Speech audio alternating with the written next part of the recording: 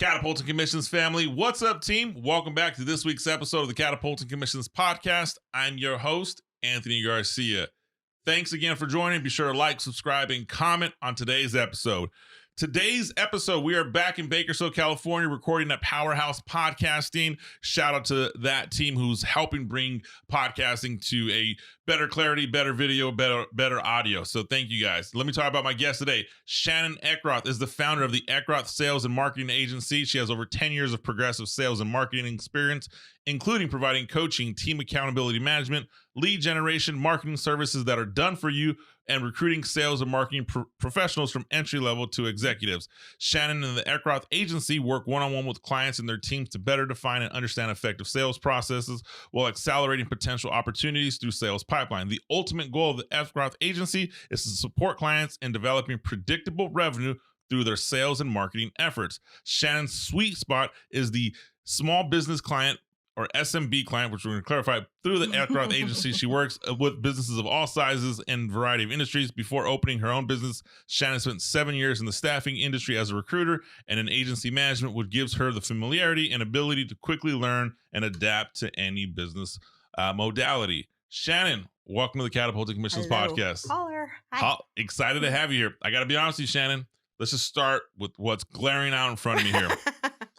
Okay. What in the world is a sales and marketing agency? Right. So, I worked in staffing agencies for a very long time and started to understand that the whole concept of an agency is kind of a service provider, but also a open house for ideas and brainstorming to have a variety of talent within your business. I think it allows you to do a lot of different services. So as far as doing the coaching, but then also doing the services and then following up with recruiting, I feel like that many departments or divisions, it kind of falls under one roof, and agency felt accurate for that.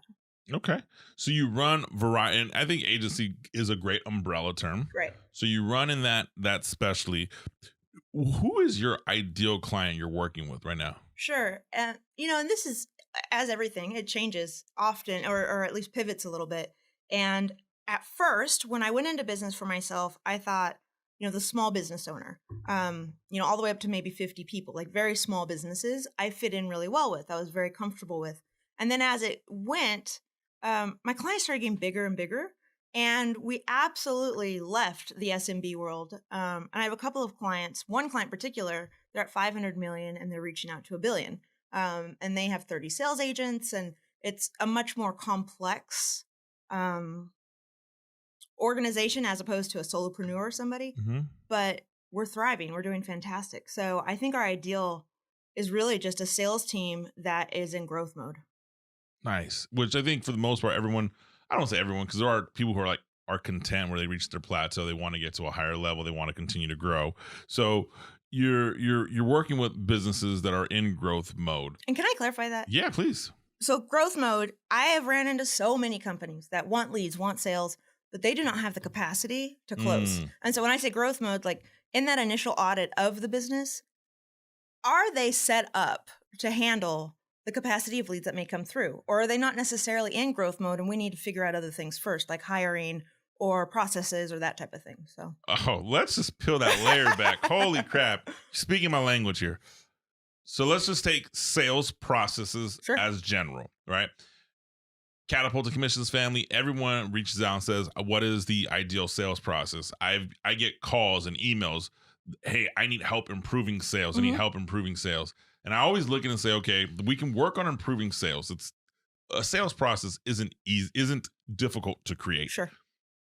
It's difficult to maintain. It's difficult to maintain. Yeah. Do you have the bandwidth? So right. Let's talk about that. When someone comes to you and says, hey, I want to bring the Eckroth Agency and I want to help grow and generate sales, what does that first step look like for you? When you say you audit, I mean, what are you looking at? Right. So, everyone wants to grow. There's not a lot of people that say, please don't give me another 30,000 per year or whatever. But do they have the management or the hierarchy in place? If it's a team, do they have somebody holding them accountable on site? Do they need that piece put in? How are they currently processing leads? When a lead comes through from any platform or in any medium, what do they do with the lead? Do they have a defined process to pursue a lead? What are those steps within that? So when something comes across, maybe digital marketing, when you have a paid ad, Mhm. per se, if you get that lead in, what do you do with it? Who does it go to? And what are the expectations of that lead? So do you understand your sales cycle? Do you understand how long that lead will float around based on how many touches you do? All of that math needs to be kind of predefined if we're going to just jump in and give leads. Otherwise, I'm looking at a company and saying there's really a lot of prep work that needs to be done. And that's where we go to management and say, yes, you want leads, but your sales reps do not handle objections well, or whatever it is. And we really need to sit down and create a plan around that. So do they need support and accountability? Do you not have a sales manager holding your team accountable every week, month, and quarter? If not, we need to plug that piece in. Do they handle objections as not yet or no's? What is the history of that? Do you understand your buyer? All those pieces. If they just say, yeah, we want to sell, we sell to everyone because we are donuts, right? Mhm. Well, you also need personas within that everyone. And so we can target them appropriately. So all those different pieces are kind of pre-gaming before actually getting leads. That is something that, I mean, that's agency model right there. I mean, 100%. I joked with you before we started recording. What's an agency do? Right. You take the entire compass and you say, Right. okay, let's look at this. Let's peel some layers back. Right. Everybody wants those end results. Is this something, when you say, hey, we're going to build this process, or we're going to take a look at it, and you say we're going to go to management, is this something that you help develop for them, or is this something that they outsource? Is this like a hard Right. fret? Where does that look like? So I definitely don't close the door. Okay. If I have ownership or C-suite interested, I know they have the ability to buy, those types of things are in place, then it's absolutely creating a roadmap to generating leads. What do we need to have in place? How do we get there? And then once those are defined and documented for the company, then we look at the leads. And so really, if you think about the agency umbrella of doing services for you, doing the sales and marketing accountability, and if you don't have the person, we'll hire them for you. I feel like we are likely touching on every failing point a company might be facing. So, You provide a level of objectivity that business owners can't provide themselves. And I'm sure you've experienced this. I've worked with incredible business owners that are really successful, but they just can't provide their own objectivity. Like I even frame when someone hires me or retains me to coach them or be their executive coach. I'm like, hey, I'll be honest with you, there's gonna be a point in time in this relationship you're gonna say fuck you. Like, you're not gonna like the words I'm gonna say. Right. And they joke like, I'm not. Like, I'm dead Yeah. serious. Like, the moment we've signed the agreements, the NDAs or whatever, and you've paid me, yeah, like my performance, my value as a company is to make you more Right. successful. So I got to provide that level of objectivity. Right. So when you come in this place and you get these companies and provide objectivity and you assess, you audit, and you improve, there's something that comes to mind here. All right, I was just doing some research the other day, and I'm looking at, I'm a big believer in it. You and I, we chatted, and fun fact, Catapulting Commissions family, I was on Shannon's show, Our 2 Cents podcast, one of the most downloaded podcast episode, or one of the most biggest podcast shows here in the Bakersfield community where I live, where Shannon lives. So be sure to check that out. We'll put a link in the show notes. But we talked, there's a difference of sales and marketing, right? There's huge difference. Right. I can, and I tell people, when people reach out to me and say, hey, Anthony, I need help with marketing, I'm like, look, I got to be honest with you. I'm horrible. I know what it looks like, but I'm not going to script, or if I pay someone to market my own company, I'm not going to charge you to market your company. It's not what I do. Now, when you pick up the phone and you execute a process, that's where I fall really comfortable. Something's been bugging me here, and I think you're the perfect person to talk about this. The average attention span of consumers is down 50% from 20 years ago, right? I mean, there's a joke running around that the human attention span is less than a goldfish, right? Even though there's no scientific data to support what the goldfish attention span is, right? But truth be told, right, the average human attention span is 8 seconds. I would even argue that it's less now. It's the last data that that came out was like in 2015, 2016. Everyone's competing for attention. Mm-hmm. How do you, the Eckroth agency, help your clients? Let's say my business or anyone's business. How do I attract that attention when everyone's scrolling? Like, how do I get in front of my right person? I don't think it's a matter of, putting on a show always for people. And First of all, I mean, it probably takes me 2 seconds before I scroll through something, whether or not I want to look at it or not. I don't know if I'm just got a little ADD going on, but I know really, really quickly if I'm inspired by it or educated by it. The consistency is, I mean, if I could just tell people one thing in marketing, it's consistency. It's not being magical. It's not having some sort of proprietary, amazing, I mean, it's nothing but consistency. And we've talked a lot about buyer personas, you and I, and looking at the buyers, and there's a couple of different ways to look at this. Where are your buyers? I hear that and I understand that. But frankly, I, as a buyer of multiple things, is everywhere. I look at everything. I'm always snooping around. And I would say my clients are too. I can't think of a client that is unfamiliar with TikTok. I mean, honestly. And it's not a place where I would have said at the get-go, go on TikTok and talk about your sparkling water or whatever it is. But that's where it's becoming popular to do anything. And so I think back about all the different platforms that have rolled out. And every single one is the same, where it starts out, it's a teenager thing. It's not for businesses or whatever. And it evolves because people break through that and they decide they're going to put their business on it because they know people are looking. And so showing up over and over and over, it resonates with people. And then if you're authentic, you're not going to appeal to everyone. And that's not the point. The point is to appeal to those who would actually buy from you. And through that, you know, inspiring them, educating them, being a value to something they are struggling with, or being a bonus to the way they're currently living. So you're either solving or you're providing value, but either way, not to everyone at the same time. So I don't think we can worry about everyone at once, but just the consistency showing up over and over and over again. So if I want to show up consistently, how do I keep attention consistently? Like, I picture, and I'm just going to play devil's advocate, like I don't know the answer, right? And I guess I don't, because I struggle with this myself. How do I stay consistently relevant? Like, how do I stay consistently engaging? How does my company stay consistent in marketing without being over salesy, right? I think there's... Yeah, never ever pitch online. No matter what anyone says, do not try to sell directly like, I got something you want. Never say that. Okay. It's educating people. And if it's not for them, they aren't your buyer, and you need to go back and retweak your personas. If you're not appealing to the people that you should be selling to, you either are not connected to them and you haven't done your homework to what appeals to them and triggers their emotional buying power, or you don't even know who your buyers are and you need to just completely start over. So, I mean, a lot of that comes from purchase data, right? Customer data. And if you're a new startup, you're going to flip around for a while like a fish out of water. But if you have customer data, who bought, what did they use it for? How long did it take them to buy it? And then who are they? What are their demographics? What turns them on? What turns them off? Understanding all of that will then change the way that you decide to use your social media.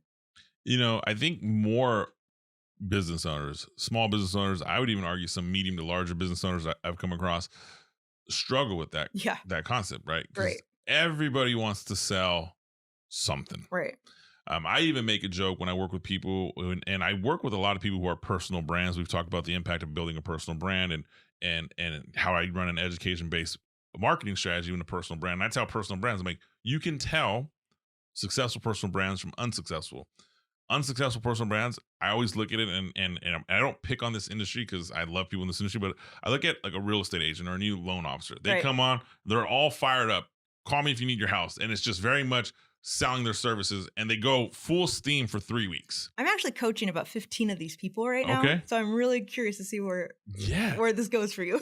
All right. So I'll tell you point blank, they run full steam. They talk all about their services for the next 3 weeks. Yeah. And they're like, I can do this. I can do that. Call me for this. Include me for this. They don't ever just share the journey they're on. Right. Yeah. Just show me the journey you're on. Show me the authentic journey. Show me the Randy's Donuts you brought to your open house and look how much fun it's having.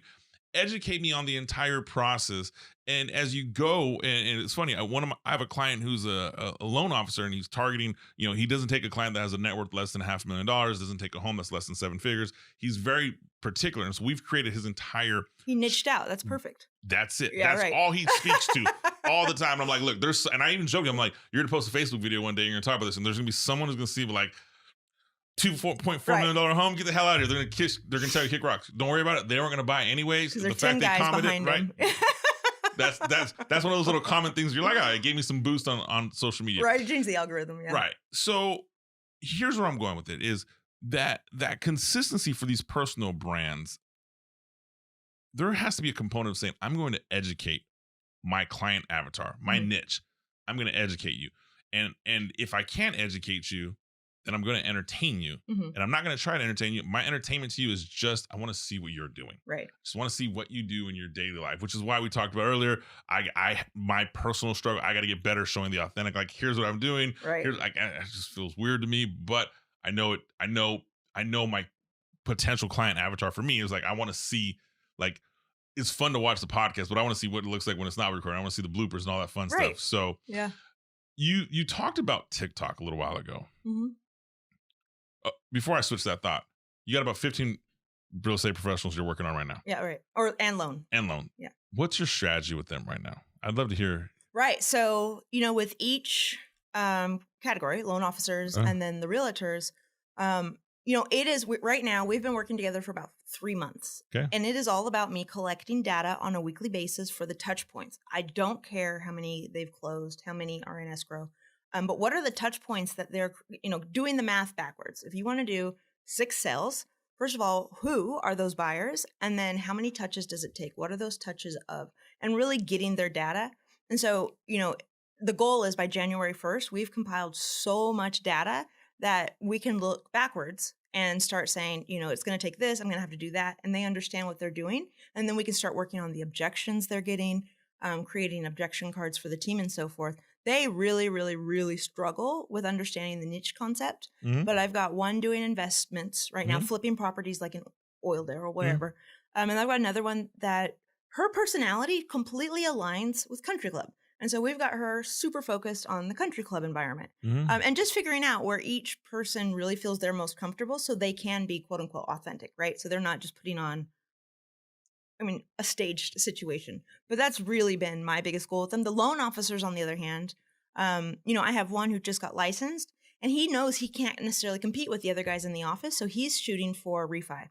And building a landing page with a form, et cetera, but driving as much as he can into one piece he feels like he truly can own at this stage. And that's been really valuable for him. I think that's incredible advice. If your people are trying to sell to everyone, they're essentially selling to no one, right? So I love the niche concept. I love getting incredibly focused on who you're going to serve. Well, and like my own experience, your buyer will change. Your buyer will become different, or you'll gain new ones. So for me, example, bringing on much larger companies, that was not my strategy in the beginning. I was very intimidated to break into those. But then, once I got really, really good at SMBs, the word of mouth just flew. It wasn't me seeking out larger companies, but the word of mouth it captured me and I had to give it a try and it was successful. So here we are. So good for you. When you're going in these touches you talked about, sure. Are you talking social media touches? Are you talking face-to-face phone call touches, email touches? What data are you compiling for these people? Right. So if we just keep it on realtors for the second. So the touch points that I've created for them before something is a new listing or an escrow or closed, it's going to be all of the new listings that come in on quote unquote hot sheets each morning. The realtors need to tap into every new home on a hot sheet. Hopefully they've built enough of a pipeline and understand their buyers well enough to send them messages. This has that kitchen you want or whatever. So really getting to know the buyers like that. So the touch points, so hot sheets. And then we have like postcards, neighborhood flyers, open houses. But then beyond that, there's a couple of them that have turned to LinkedIn, which I'm super excited about. And, how many people are accepting their invites? Who's that buyer that you're specifically targeting? So then it gets to be more on the digital analytics. So they've got, the paper, the print analytics, the flyers and so forth. But then when you get to the digital, how many of those converted to conversations? How many of those actually made it to your CRM based on you pre-qualifying them? Or do they need to kick back to a loan officer and stay in incubation while they prepare their credit or whatever? So really understanding those various touch points and how they're converting is super important. So, having a trail of conversions to understand is really, really important. One of the things Catapulting Commissions family, what Shannon is talking about is applicable to everywhere. Every business. I could spit out 15 industries doing the same recipe. You have to know your data and Right. your stats and adjust accordingly. I interviewed a guest recently who's built a incredibly large company. I don't want to say he's a CEO, but he's the president of the Western region of a company that does nearly $400-500 million in annualized revenue. And one of the things we talked about at the end was, he's like, everybody from my entry level people to my mid level managers, we have to reverse engineer and know the statistics of what they're doing, because that's where we improve. And it's such a, in the small business world, I know a lot of small businesses that skip over that. Right. Just like, because it's easy, like, oh, I'm just going to go out and just try and rush through it. And I would even argue that, there's a reason that 80% of small businesses fail within the first 5 years is they don't have an analytical approach, the digital analytics. Specifically, let's talk about, I want to switch gears on that subject. Let me actually one more thing. Yeah, please. When people are trying to figure out where they fit in the community, if they're trying to, any small business, the chamber is sitting there begging you to join, right? Mm-hmm. They'll do open houses for you, ribbon cutting, blah, blah, blah. I personally am not a member of the chamber, and there's only one reason why. My decision makers aren't part of the chamber. And so I think it's a go-to for everyone that joins a community or opens a business, dive into the chamber, and go at it wholeheartedly. But if you think about it, who are your buyers? Are they actually in those meetings? Are those the influencers to your buyers? Because it's usually salespeople. And although I do work with sales, I need their owner or their CEO or, the check writer to approve my process. Mm-hmm. And that's just not going to happen in a chamber luncheon. And so it goes all the way down to where you invest your time and what value that's actually bringing back to you. Unless it's volunteer work, go crazy. But, if you're hoping to get leads from it, think about where you're going. I love that. I mean, I think that alone goes, you mentioned you have somebody who's in the country club. My wife's business, she owns Agape Lash Studio down the street from here. And I'm telling her, like, hey, we need to start planting you within the right community. And, she in the beauty industry, I'm like, does salesperson, CEO, secretary, everyone loves that industry. So we got to start positioning you strategically. Especially lashes. It's not totally, people aren't doing as much of it as they will be. Yeah. 100%. But in your businesses that you say, your real estate agents, like, you really have to kind of position yourself in those communities. And there's, everything's an investment of time. Mm-hmm. So I love what you said about the chamber events. I'm a member of a chamber. I stay involved, but there's certain things that I don't attend because I'm like, look, if I'm attending because I'm volunteering my time, then I know that in advance. Right. And you have to make that conscious decision that I'm going to volunteer my time, because the truth be told, I don't know if I'm going to get the return on the investment on my time at this program. But sometimes you're planting breadcrumbs. It's a long process. Sure. Let's switch that gear. Mm-hmm. Digital world. Yep. Outbound marketing. What we have considered marketing has changed. You work with your clients in a LinkedIn marketing strategy. Right. Help me understand this, because I will say this. There are people who LinkedIn market incredibly well. Mm-hmm. There's people who LinkedIn market not so well. Mm-hmm. There's people who don't LinkedIn market at all. Right. Give us like a high level view of what is LinkedIn marketing and how is that helping and impacting your clients right now? I think it's more relatable if I step back, and there's two types of marketing online. There's inbound and outbound marketing. Mm-hmm. The inbound marketing is simply considering the fact that people put so much content out there. They buy ads, they do newsletters, they do blogging. All of that is an effort to get people to see you and call you or visit your website, do some sort of conversion where they end up buying at the end of the day. You are not choosing your buyers. You may have the best buyer persona defined. You may be writing content exactly to that buyer, but you are still praying to God an ad works or something brings them to the blog to actually learn that content. So that's an inbound concept.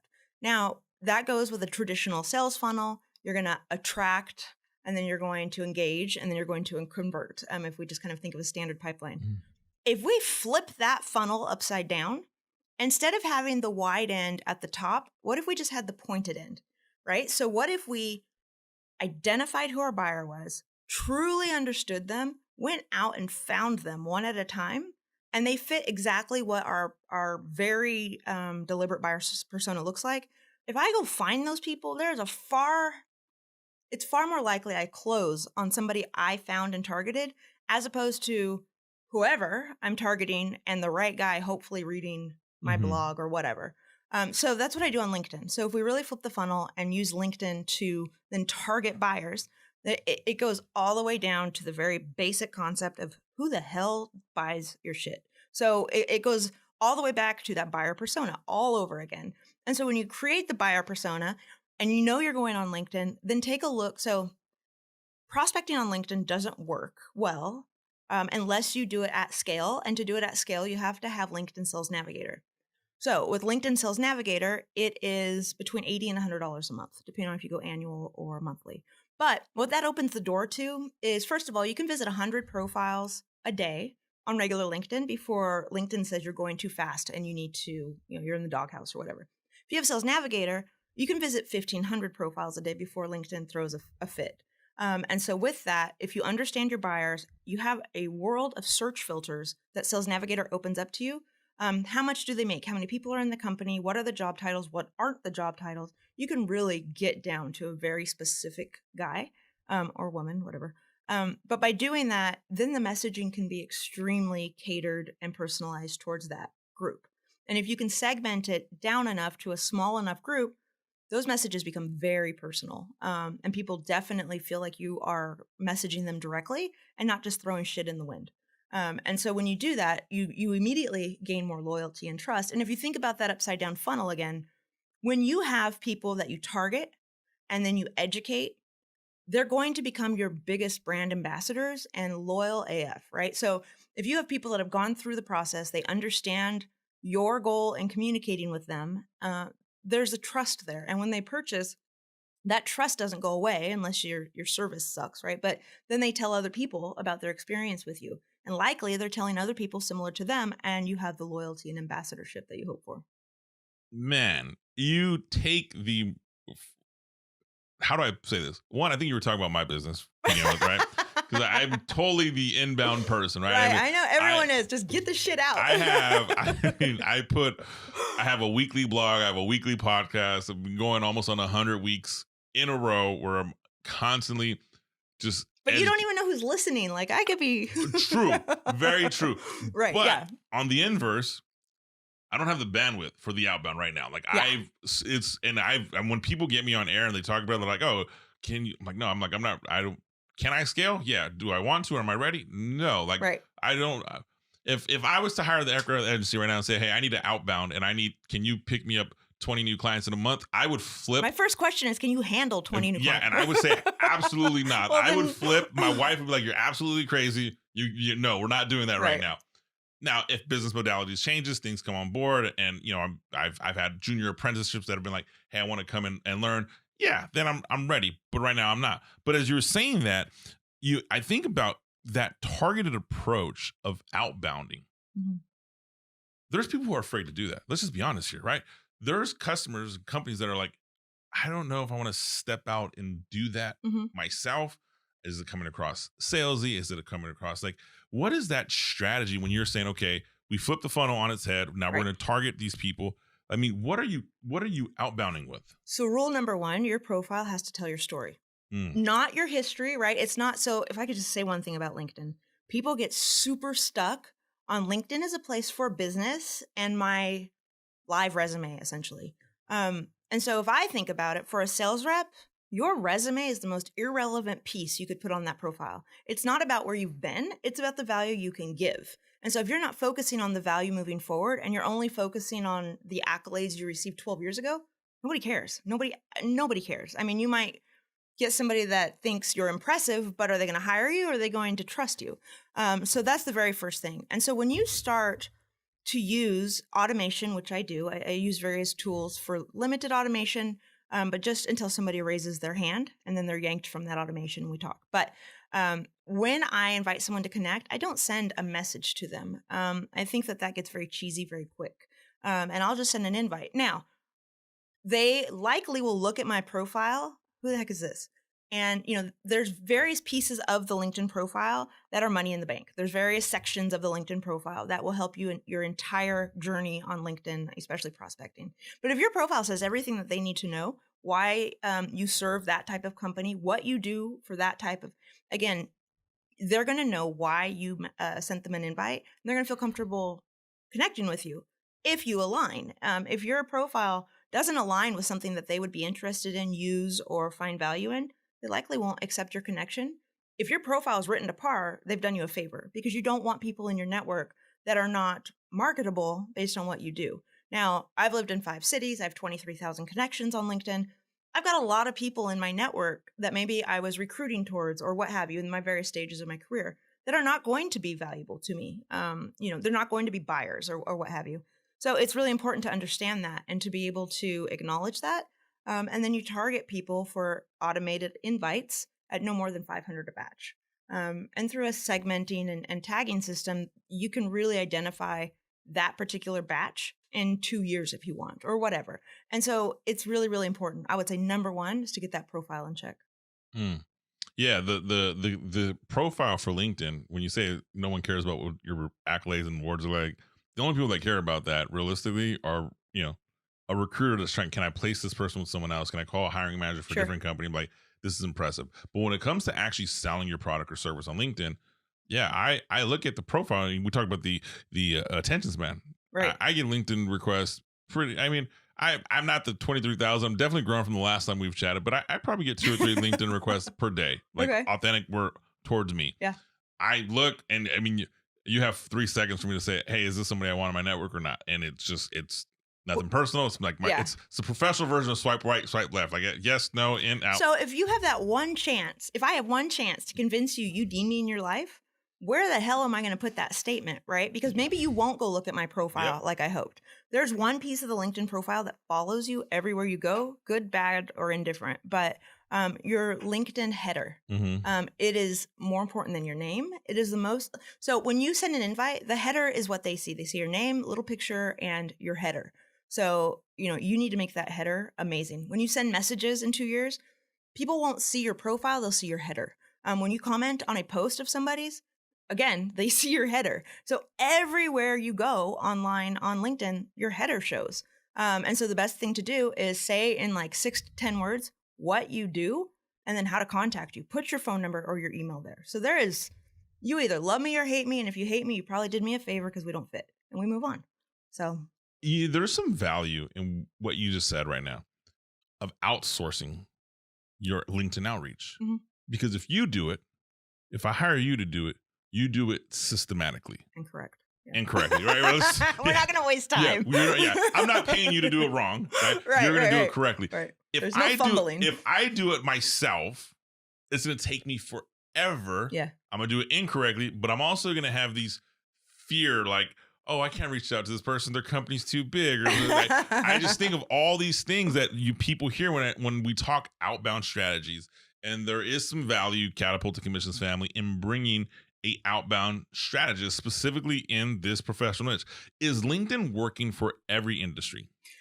This is such a good question, right? So I have a client. They are in construction, very large client, and they were intrigued by the LinkedIn lead generation. I probably spent 2 years selling to them the process. And I heard so many objections. My client or my prospect isn't on LinkedIn. We're in construction. We're looking for project managers. And I'm like, okay, give me a list of your top 20 targets. Just give me the companies. And for every single company, it was like 50% of the company on LinkedIn and almost like 85% of all decision makers on LinkedIn. So I don't care what industry you're in. Management is management. I mean, that doesn't change too much organization to organization. Now, I know there's tremendous change, differences, but generally speaking, people are going to be on LinkedIn. So that's the biggest objection I get. But my people aren't on LinkedIn. Yeah, they are. Like, let me just show you. They're on LinkedIn. I can't even think, maybe like deja vu. I think I could probably still find somebody on LinkedIn, right? Like, I'm trying to think what would be the craziest place. I know I could find, maybe not a stripper, probably a stripper, right? I'm sure they're on LinkedIn. I guarantee the money behind deja vu, I'll get them on LinkedIn. I guarantee it. Oh yeah, I mean, it's so funny. I had somebody who not a deja vu. I need to be careful how I phrase this here. I love Vegas, and there was a point in time in my life where I was a Vegas nightclub connoisseur. Okay, connoisseur. They are really good at tracking you on LinkedIn as well. I mean, I would get like executive casino hosts and VIP hosts messaging me. I'm sure they on are LinkedIn, and I'm like, if I'm one of them, I'm like, dude, this is genius. I mean, you're literally here's the income of people I want. Here's who I know can afford bottle service. Here's who's going to take me up on the free plane. Here's their gam. Like I was like, this is pretty genius. This was a few years ago. So to answer your question, yeah, I'm sure the money that goes into Deja Vu is, so they're tracking and targeting somebody on LinkedIn. That's a terrible example. It's all right, dude. Catapulting Commissions family, we keep it authentic 100% of the time. So is this LinkedIn outbound strategy, does this work for events? So let's just say like I wanted to run, this is me selfishly asking, and I'm future pacing Catapulting Commissions. Let's say I wanted to run a Catapulting Commissions mastermind, high level mastermind, $20,000, and I wanted to find 20 people. Sure. And I said, okay, Shannon, here's my budget. Here's what I'm looking for. We outline the process. Is LinkedIn somewhere we can outbound and get those people into the funnel? Yeah, absolutely. I was actually chasing an event for a client about a month and a half ago. They had, and I've done this also for other clients that just have maybe volunteer experiences that they need to get a lot of people or whatever tickets to sell. And, they had tried, every nonprofit tries their little hearts out to get all of their tickets sold. If there is a bulk of tickets left at the end of their efforts and it's like 3 days before the event, often I've had people come to me and I will target, run messages, get people aware of the event. And so many tickets have been sold that way. It's very, very easy. It's, time sensitive, sure. But as long as you know who you want to show up, it's super easy to target. And another example that's kind of sideways from traditional prospecting. My father's a professor in Portland State University, and he teaches Master of Taxation. The most boring class in the world, right? Yeah. And he's also the director of that division. And so he has a really hard time finding students that have their bachelor's in accounting and they're super excited about tax, right? Like there's not enough people in Portland for that. And so we've actually used LinkedIn lead generation to find students as well, because I can target their degree and I can target, keywords within their posts or within their profile and pull them out of the weeds as well. So, I mean, I've gotten pretty creative with different ways to use it. And because you have the automation tool, you can hit people at scale. And as long as you're mindful of the segmentation and personalization, you can go. I mean, you can pull anything out of LinkedIn that you wanted to. Well, Shannon, I got to be honest with you. I believe you and I will continue to cross paths in the future for various different different projects. Shannon Eckroth, the founder of the Eckroth Sales and Marketing Agency here in Bakersfield, California. Look, Catapulting Commissions family. If you are a high-paying, high-valued sales professional, and right now you look at it and you say, hey, I want to increase my outbound. I want to increase my marketing. I want to get more clients. You got to take a look at your internal strategy and say, hey, can I benefit from outsourcing it? Right. And Shannon, that is exactly what you do. I think it's been a wonderful time on today's show. Can I get you back on the show in a few months from now? I have a bazillion more questions, right? And we have a limited time today, but there's so many layers to peel back. Shannon, before we end real quick, how does Catapulting Commissions family get connected and get to know you, learn more about your agency, follow you, and all that fun stuff? Sure. So email is super easy. It's shannon@eckroth.net, ECKROTH. There's also www.eckroth.net. And we're rebuilding a website, but we do have a one-page up there. And I mean, Google me anywhere. Google me all you want, but any social platform, it's Shannon Eckroth. Super, super available. Eckroth Agency is connected to all of that as well. Awesome. Shannon Eckroth, the Eckroth Sales and Marketing Agency, Catapulting Commissions. You will find all those links in the show notes before. Shannon, thank you for joining the show. Catapulting Commissions family, you know what to do. Like, subscribe, comment, and I'll see you next week. Woo woo.